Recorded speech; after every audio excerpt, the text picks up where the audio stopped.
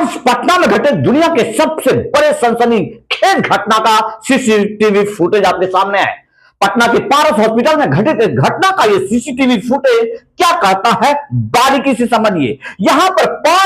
पांच कुख्यात अपराधी, बेखौफ अपराधी जो आते हुए दिख रहे हैं, उनकी तस्वीरों को देखिए और समझने का प्रयास कीजिए। जहां से ये दाखिल होते हैं कमरा नंबर 109 में, जो पारस हॉस्पिटल के सेकेंड फ्लोर पर बना हुआ है, और यहां पर ये दाखिल होते हैं जहां पर ये सामने का बदमाश, जो कि बिल्कुल किसी भी प्रकार का कोई नकाब नहीं रखा है। वैसे कोई भी अपराधी, पांचों में से कोई भी अपराधी में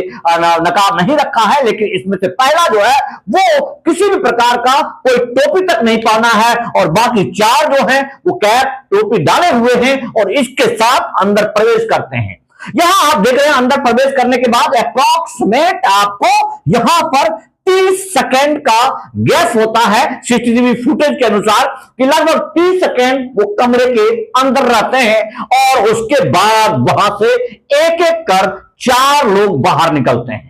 4 लोग बाहर निकलते हैं और पांचवा जो सबसे पहले आया था, वो जो रूम के अंदर सबसे पहले घुसा था और जो लीडिंग कर रहा था, वो अभी तक बाहर नहीं आया है। और फिर वो निकलता है, लेकिन चारों जिस तरह से भाग कर जाते हैं, बिल्कुल बेखौफ, आराम से, तसल्ली के साथ ये बाहर जाते हैं। अब इन तमाम घटनाओं में आपको सोचना और समझना है कि दुनिया का सबसे सनसनीखेज घटना मैं क्यों कर रहा हूं, कि जो पारस हॉस्पिटल, जिसका सुरक्षा व्यवस्था के बारे में कहा जाता है कि आप जब वहां जाइए, या मैं भी वहां गया हूं, आपको मरीज के एक परिजन को भी वहां जाने के लिए आपको पास दिया जाएगा, और वो जब तक दूसरा नहीं आएगा, जो अटेंडर होता है, वो अटेंडर उन्हीं के फ्लोर में रहता है, उसी हॉस्पिटल में रहता है, उसी पारस में रहता है। वहां घुसने से पहले एम्बुलेंस तक को भी चेक किया जाता है। लेकिन यहां जो 5 अपराधी आए हैं, इन्होंने जो गेट पर, आप देखें यहां गेट पर निकलने से पहले, उस गेट पर जैसे ही प्रवेश करते आते हैं, पांचों के पांचों, सबसे पहला आगे वाला है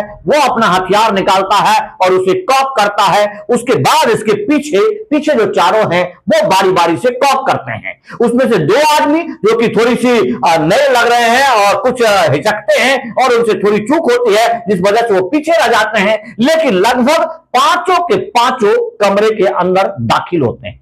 अब आपको एक सिस्टम के अनुसार बता दें कि किसी भी जगह पर, दुनिया के किसी भी जगह पर, कितना बड़ा भी कुख्यात हो, दहशतगर्द हो, अपराधी हो, आतंकी हो, कितना बड़ा सरगना हो, या कितना भी ट्रेंड हो सकता है कि लादेन के सरगना से हो, या फिर हाफिज सईद के सरगना से हो, या दाऊद इब्राहिम के सरगना से हो, लेकिन हर जगह अपराधियों को भी डर होता है, उनको भी खौफ होता है। जिस तरह से ताज होटल की घटना हुई, वहां भी वो लोग काउंटर में आए, एक दूसरे के कवरिंग में आए।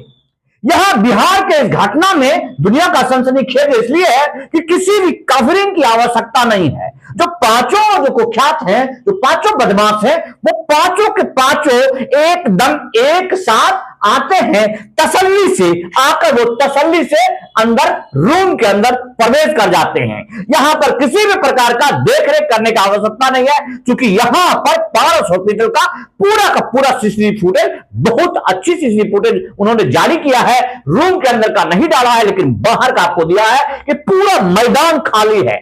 अर्थात पूरा सीसीटीवी फुटेज कह रहा है कि पारस हॉस्पिटल संपूर्ण रूप से हत्या का एक ग्राउंड तैयार किया था, जिसे आप नूरा कुश्ती कहते हैं, जो फिक्स होता है। क्योंकि यहां पर कंट्रोल रूम में अगर बैठा हुआ आदमी, क्योंकि हर जितने भी बड़े हॉस्पिटल होते हैं, खासकर बिहार का सबसे निजी अस्पतालों में सबसे प्रख्यात पारस हॉस्पिटल है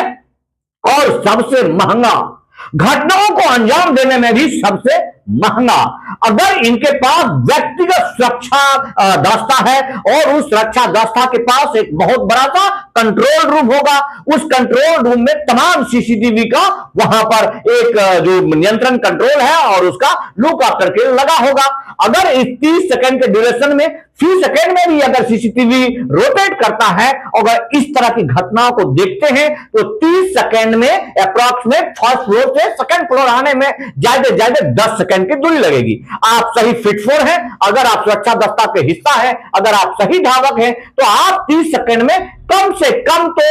कम तो आप जो है 300 मीटर की दूरी दौड़ लेते हैं। और यहां मात्र चारों बगल कहीं से सुरक्षा व्यवस्था, हर एक वार्ड के गेट पर आपको एक सुरक्षा वहां पर मिल जाएगा, आपको कहीं जाने नहीं देगा, आपको कुछ देखने नहीं देगा, आईसीयू में गिरा वो नहीं देखने देगा। तो ये चीज को देखने से आप साफ महसूस करते हैं कि बिहार में किस तरह की व्यवस्था है, जहां पर पारस हॉस्पिटल में इस तरह से बेखौफ आते हैं और हत्या करके जाते हैं, जिनको किसी नकाब लगाने की आवश्यकता नहीं है, जिनको कुछ भी प्रकार का कोई भी दिक्कत नहीं है, जहां पर रोज कहा जाता है कि यहां पर कल ही नए लाए हुए एडीजीपी, यहां जो डीजीपी जो नियुक्त स्पेशल विशेष हैं, जो आईपीएस यूनिकृष्णन, उन्होंने कहा है कि शूटर सेल का गठन किया। उन्होंने कहा है कि बिहार में हत्या होते ही रहती है, क्योंकि किसानों के पास कुछ काम नहीं होता है। उन्होंने फसल चक्र के हिसाब से बताया कि इस ड्यूरेशन में हत्याएं बढ़ती है, क्योंकि इस ड्यूरेशन में किसानों के पास कुछ काम नहीं होता है।